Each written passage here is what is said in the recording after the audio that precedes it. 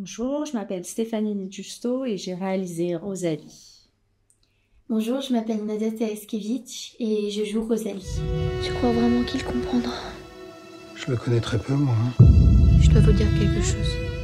Je ne veux pas d'une vie sans enfant. C'est un peu tout, non?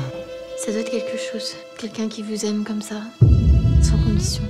Rosalie, je pense que c'est une affranchie, c'est une femme affranchie qui affronte le regard des autres, qui assume sa féminité singulière contre les a priori et les diktats d'une époque. Elle est atteinte en fait d'hirsutisme qui fait qu'elle a la pilosité d'un homme et donc ça la rend évidemment différente, mais elle va faire de cette différence une force et elle va trouver sa féminité en assumant qui elle est. J'ai croisé le chemin de cette femme qui s'appelle Clémentine Delay, qui est une femme célèbre début XXe siècle. Je trouvais qu'elle avait une grâce, un secret à explorer. Mais en fait, ce que j'aimais chez Clémentine Delay, c'est qu'elle avait justement refusé d'être un phénomène de foire et qu'elle voulait être ancrée dans la vie, justement. Elle voulait avoir une vie de femme. Et c'est ça qui m'a intéressée. Mais vu que je ne voulais pas faire de biopic, en fait, je me suis intéressée à d'autres femmes atteintes d'hirsutisme. J'ai créé ce destin de Rosalie, de cette femme qui se libère en assumant sa barbe. Mais surtout, j'avais envie de raconter une histoire d'amour sans condition, un amour absolu. Je trouvais qu'il y avait une émotion à la fois pudique et violente dans le destin amoureux de cet être si à part. Je savais que ça allait pas être une banale romance. Elle n'en a pas envie. Et puis elle n'en a pas le droit, surtout. Et je pense que ce personnage, il questionne avant tout l'humanité. Reste encore, s'il te plaît. Tu dois vivre ta vie de femme. Laissez-moi vous regarder.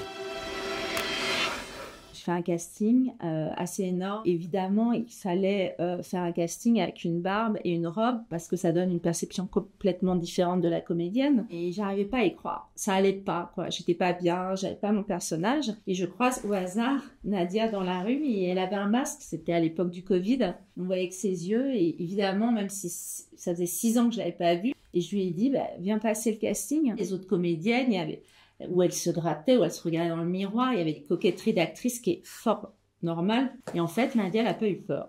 Il y avait une espèce d'évidence comme ça, charnelle. Elle a tout de suite fait corps avec cette barbe. Et puis, je savais son passé de danseuse. Je savais qu'elle savait ce que c'était le regard des autres, donc d'être jugée en permanence. Donc, elle avait ce truc de force et de fragilité dont j'avais besoin pour le personnage. C'est des effets spéciaux naturels, en tout cas, puisque, en fait, l'idée, c'était de coller poil par poil sur le corps de Nadia, les poils. Ce travail très minutieux et obsessionnel, je savais que ça allait l'aider à faire corps avec elle, à ce que ça fasse une seconde peau. Et donc, je savais que ça allait l'aider à incarner au mieux le personnage. Mon père a essayé de tous les remettre quand j'étais petite. Vous êtes née comme ça. Vous m'avez menti. C'est monstrueux. Monstrueux. C'est ça ta dot. Et le reste? J'ai besoin encore un peu de temps. Quel temps? Il n'y en a plus du temps. J'espérais juste que vous soyez différents. Et moi que vous soyez comme les autres. En fait, ça prenait plusieurs heures, environ 4 heures pour avoir la barbe, mais aussi la coiffure. Ça durait 2 heures, le costume. Et en fait, c'était comme une entrée dans le personnage et ça me donnait l'opportunité en fait de vraiment rêver aux scènes d'avant, d'après, au rôle, à ce que je ressentais. On a cherché pendant des mois avant le tournage pour trouver le personnage et c'était à 2 cm près que la barbe ne fonctionnait plus. Parce qu'elle veut être femme, elle doit compenser sa féminité ailleurs. Que du coup, il fallait trouver une délicatesse, une grâce dans les vêtements, dans sa posture, dans toute cette recherche. C'était très bénéfique pour moi pour comprendre qui était ce personnage. Après, c'était pas que facile, ça a été aussi dur.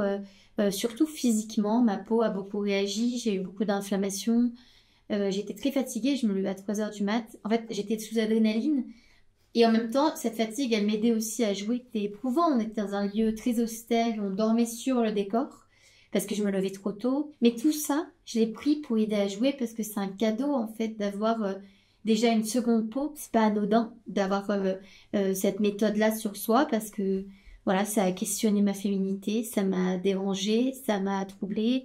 Je suis passée par plein d'étapes, de la honte à être heureuse, mais c'était aussi en parallèle de Rosalie un vrai travail pour comprendre pourquoi j'étais autant dérangée par le regard des autres. Moi qui pensais m'en foutre, en fait, c'était pas vrai. La dernière fois, vous me demandiez est-ce que c'est un vrai phénomène de foire. Une femme à barbe, ça c'en est un. Il suffirait que je laisse pousser la mienne. Qu'est-ce qui vous a pris? Comment vous allez faire avec vos têtes? Ça fait venir les clients. Faites pas ça. Ils vont nous humilier.